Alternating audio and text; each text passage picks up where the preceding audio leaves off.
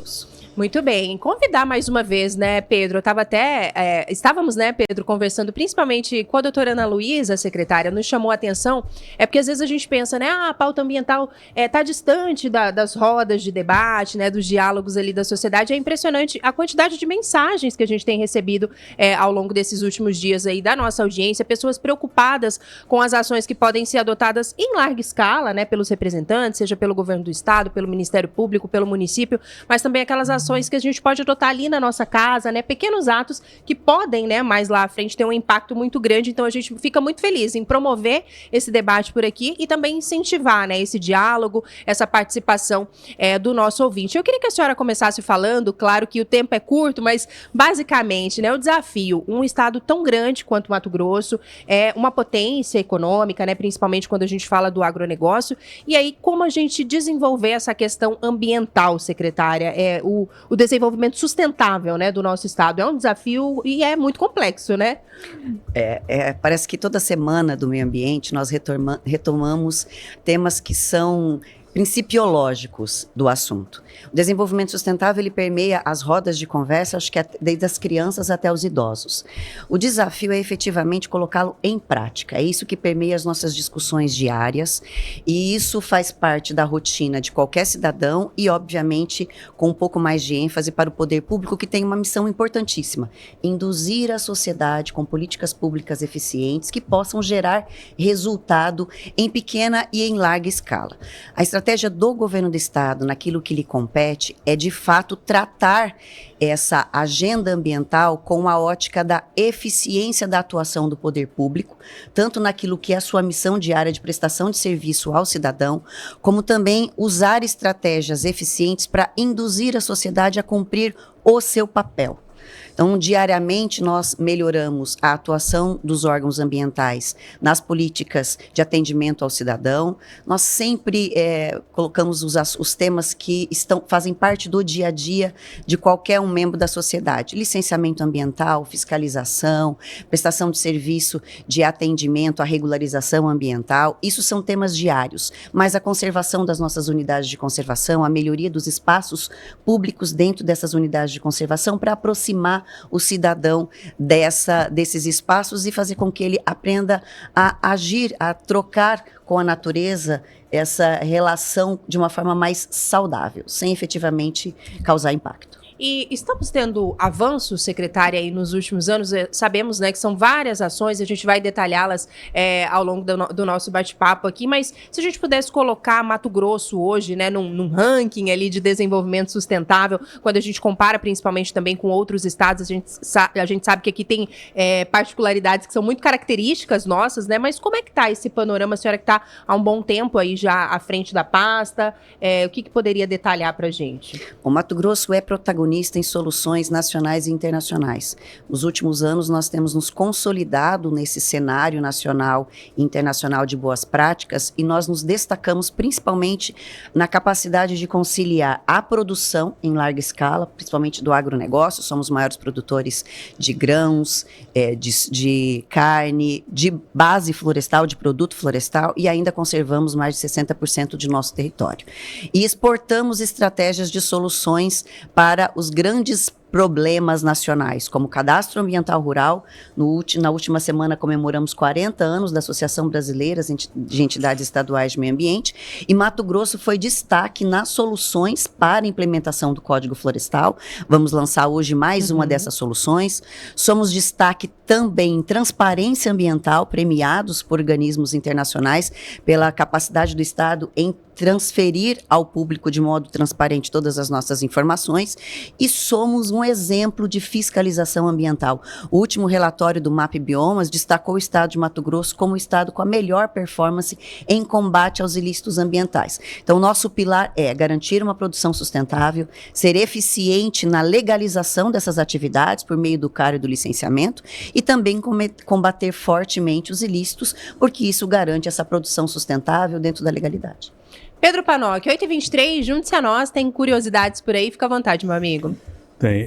Secretária, a gente tem observado também, inclusive a senhora participando fora do país, defendendo, né, levando todas essas políticas que é implementada aqui em Mato Grosso. Como é que é essa aceitação lá fora do que o Mato Grosso tem feito e tem se destacado? A gente tem, eu falo isso porque vez ou outra a gente depara com aquilo, uma empresa, um país ou outro deixou de comprar, ou pelo menos mencionou a possibilidade de deixar de comprar do Brasil, de Mato Grosso, em razão de determinada situação com relação ao cuidado ambiental. Como é que é levar essa política, essa defesa? Tem hora que causa algum tipo de, sei lá, de desânimo, porque a gente, vez ou outra, vê essa possibilidade ali de países que falam, não, vamos deixar de comprar porque tem alguma coisa irregular lá, sendo que, na realidade, a situação é bem diferente, né?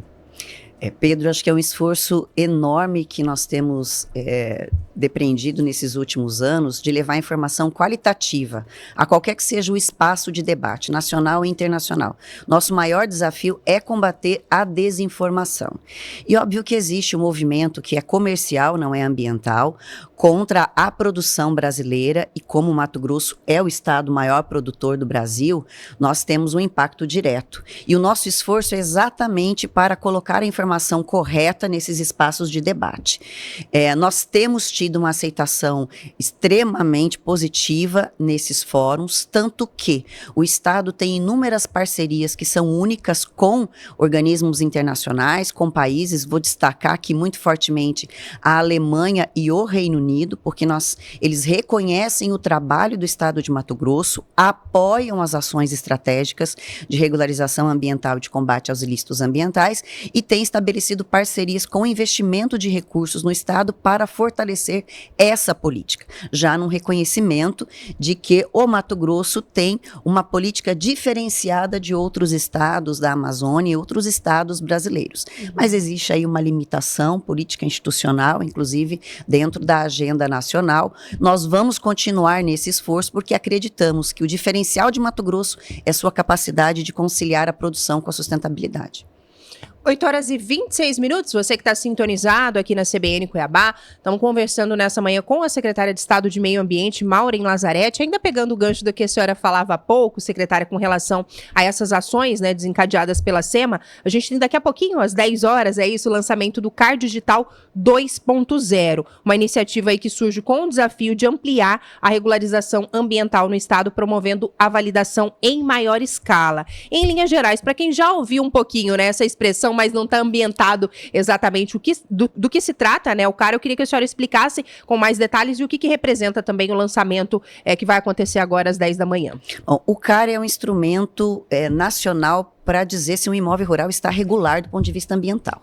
Então, hoje ele é exigido para qualquer operação de crédito, para qualquer compra e venda de produto florestal, de produto agrícola, agropecuário, enfim. É um instrumento absolutamente essencial. Existe um movimento nacional, inclusive com envolvimento até mesmo do STF, para garantir que o país, de um modo geral, promova validação dos cadastros em larga escala. Nós temos mais de 7 milhões de cadastros no Brasil e pouco mais de 1,7% foi validado. Mato Grosso tem, dentro dos estados brasileiros, uma das melhores performances. E nós temos uma trajetória de aprendizado.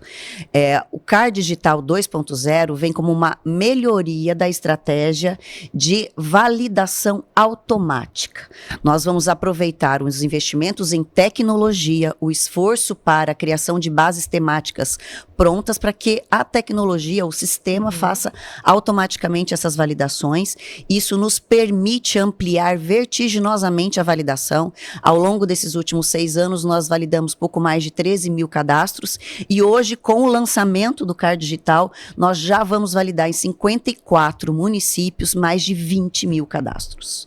Então, em poucos dias, com o investimento nesta automação da análise, nós vamos ampliar esta validação e ainda assim vamos continuar trabalhando nas análises manuais, porque há situações que não podem ser resolvidas resolvidas de forma automática. Objetivo do Estado, conciliando a estratégia de análise de corpo técnico para os casos complexos e análise automática daqueles que são mais simples, nós vamos, até o final de 2026, efetivamente ter todos os cadastros ambientais dentro do sistema matogrossense validados. E quando a gente fala dos produtores rurais também, o que essa ferramenta representa, secretária? É também uma redução, talvez, de custos, de logística, para que eles tenham, né, essa certificação? E me desculpe aqui se eu usei os termos equivocados, mas do ponto de vista do produtor, também representa avanço?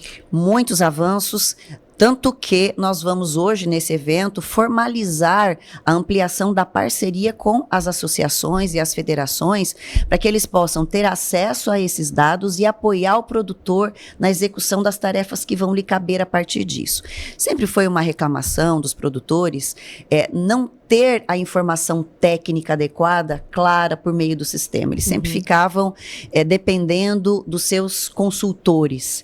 E com esse aprendizado ao longo dos últimos 6 anos, nós entendemos que o órgão ambiental entregar para o produtor a visão ambiental daquele imóvel, todo espacializada, seria um avanço para ele compreender se existe uma diferença entre o que o consultor apresentou a ele e aquilo que o órgão ambiental efetivamente entende como válido. Então, esta ferramenta apoia as nossas ações do ponto de vista da eficiência administrativa, apoia o produtor e apoia os órgãos de controle, que nós também vamos estabelecer uma parceria com o Tribunal de Justiça, com o Ministério Público do Estado, com a AMM, com diversas outras instituições, OAB, para fortalecer esta parte final da regularização dos imóveis.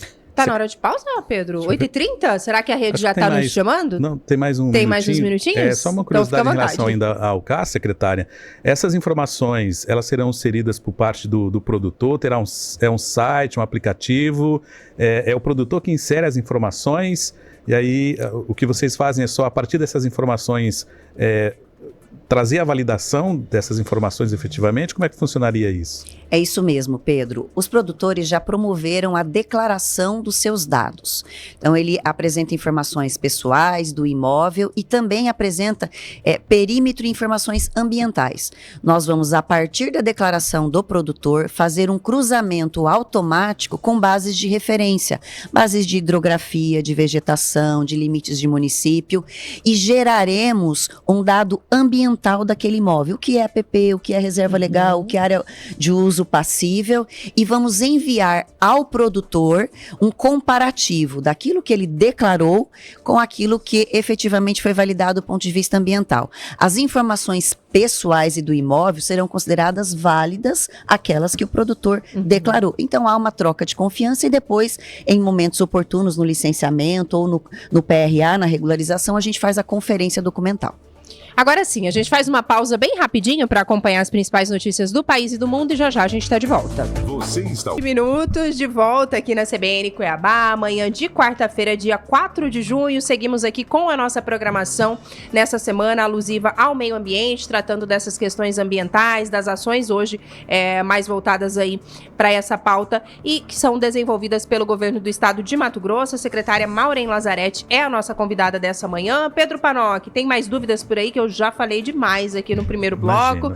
Fica à vontade enquanto eu estou acompanhando também as mensagens aqui dos nossos ouvintes. Secretária, a gente sempre trata aqui dessa condição do meio ambiente e uma coisa que a gente escuta de especialistas, acho que até a senhora também já tocou nesse assunto, que é a questão da prevenção. E quando a gente trata disso, especialmente falando de incêndios, desmatamento, é muito mais investir, né, no sentido de ter ali equipamentos, ter pessoas qualificadas.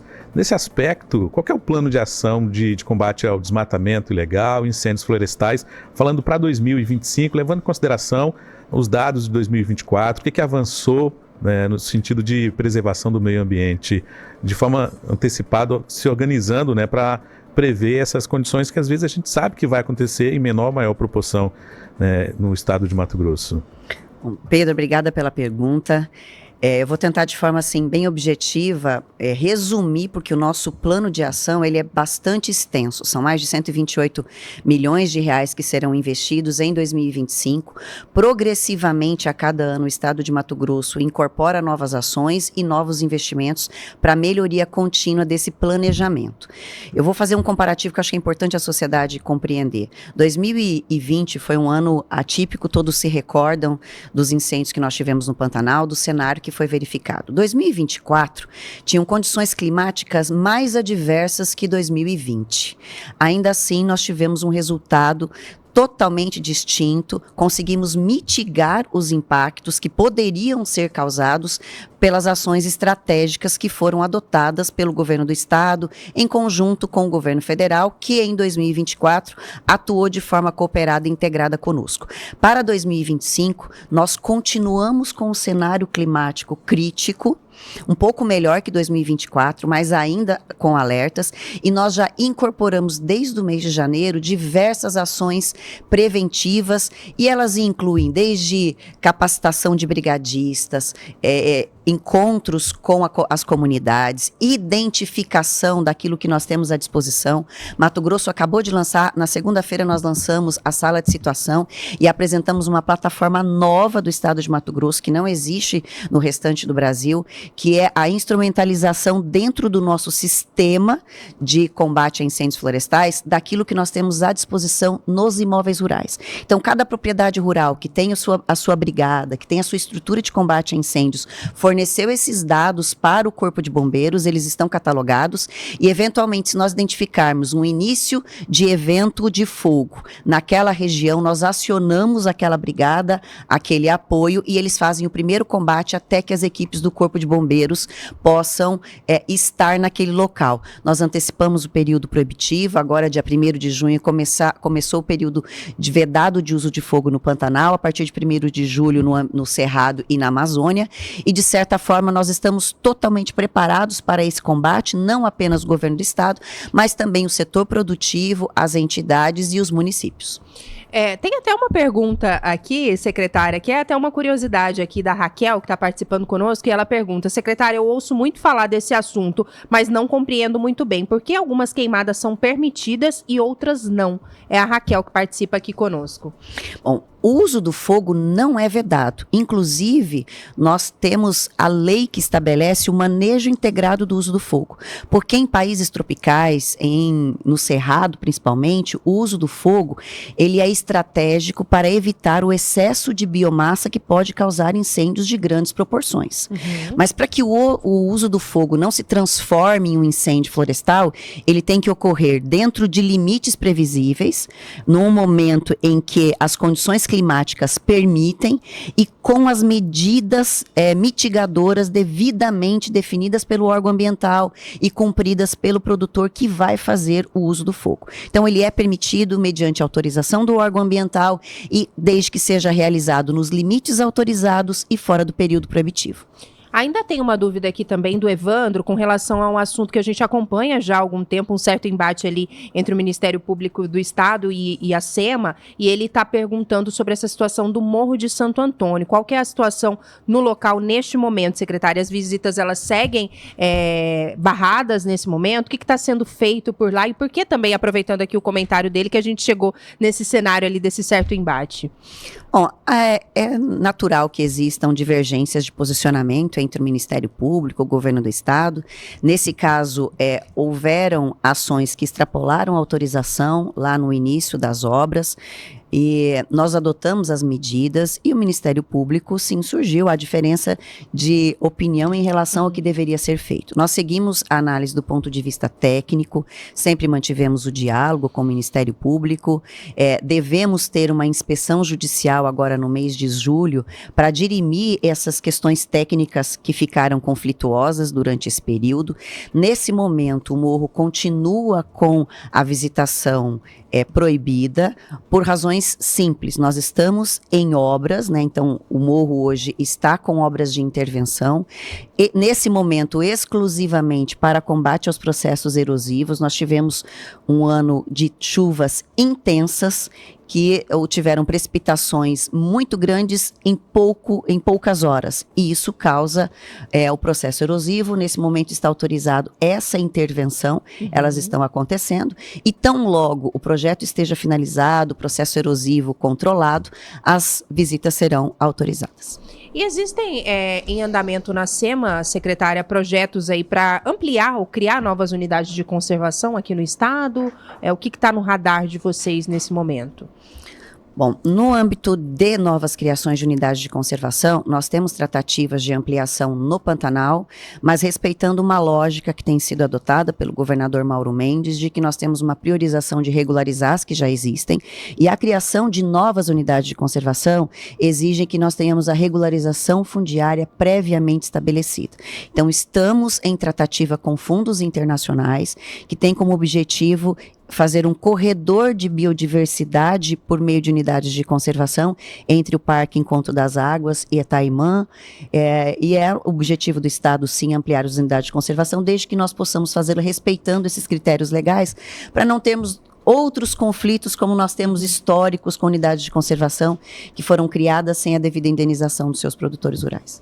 Perfeito. 8h44, quase caminhando aqui para a reta final, até em função da agenda da secretária hoje, o lançamento importante, né, do CAR 2.0. Pedro, tem mais dúvidas por aí antes da gente se despedir? Meu amigo, fica à vontade. Tenho. Gostaria nesse finalzinho que a secretária falasse também, porque inicia hoje, né? Vai até dia 8 de junho, a Virada Sustentável aqui em Cuiabá, que é o maior festival de sustentabilidade da América Latina. Como é que Mato Grosso está preparado, vai trazer o quê, vai oferecer o quê para quem vai participar da Virada Sustentável aqui em Cuiabá, secretária? Obrigada, Pedro, pela pergunta. De fato, nós preparamos um pacote de ações voltadas a todas as idades, distribuídas em todas as unidades de conservações aqui da nossa capital. Então, nós teremos diversas ações acontecendo no Parque das Águas, no Parque Zé Boloflor, Mãe Bonifácia, Massairo Camura e também no Horto Florestal. São atividades que envolvem desde cinema ambiental, vamos contar histórias, apresentação de teatro, dança, circo, música, oficinas voltadas a diversos temas ambientais, palestras, trilhas e visitas guiadas sempre com a temática ambiental, no sentido de orientar a população às melhores práticas. Nós também vamos ter atividades no Museu de História Natural, na Associação de Mulheres do Jardim Vitória e no Instituto Cultural Casarão das Artes, lá no bairro Pedra 90. Eu convido a todos a conhecer, a visitar a página da Secretaria, entender um pouquinho mais todas essas atividades, os seus horários. É uma oportunidade única para que a gente possa refletir sobre a temática ambiental e entender como nós podemos fazer parte dessa transformação para que possamos ter um desenvolvimento sustentável, qualidade de vida, sempre conciliando o meio ambiente com a atividade humana. Secretária, queria que nessa reta final também a senhora aproveitasse, se tem alguma coisa que a gente deixou passar batido, alguma ação, né, importante da SEMA que a senhora queira destacar, e também, se possível, também trazer uma mensagem geral, né, para o nosso ouvinte, quando a gente fala do meio ambiente, do cuidado com a natureza, dessa questão da sustentabilidade, né, a senhora mais do que ninguém consegue falar com muita clareza sobre esse assunto, então o espaço está aberto, já agradecendo a companhia da senhora aqui nessa manhã, mesmo com esse evento importante, né, sendo realizado logo mais às 10 da manhã, mas gentilmente, né, esteve conosco aqui para trazer detalhes de ações que estão sendo desenvolvidas pelo Estado. Então eu queria que a senhora deixasse uma mensagem final aí nessa reta final. Agradecer a Clênia também, que está aqui na nossa companhia. Obrigada sempre. Bom, as nossas temáticas ambientais, elas são tão densas que é difícil até esgotar isso numa manhã.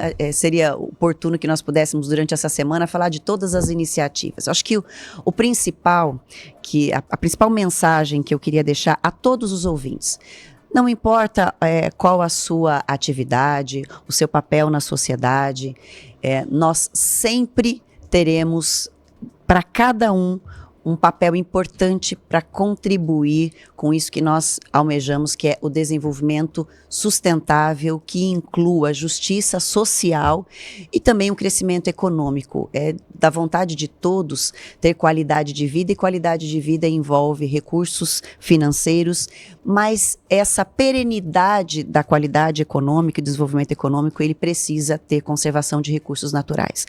Eu ouço e acho que isso é a mensagem final, em todos os fóruns de debate, em qualquer que seja a mesa de discussão sobre meio ambiente, que o ser humano destrói, que o ser humano é responsável pela degradação ambiental, pelo uso irracional dos recursos naturais, e de fato não há como negar que onde nós vemos um impacto ambiental relevante, tem a ação humana. Mas o mais importante não é a mensagem que compreende o papel na degradação do ser humano. O ser humano é responsável por boa parte desses impactos. Mas o que eu quero que fique na mente de todos é o ser humano a única solução para que nós possamos, de fato, transformar a realidade do nosso planeta e conciliar efetivamente a nossa convivência com a conservação dos recursos naturais, que pode efetivamente garantir essas nossas futuras gerações. Se nós somos o problema, nós também somos solução. E o que eu quero é que cada um de vocês entendam como vocês podem fazer parte dessa solução.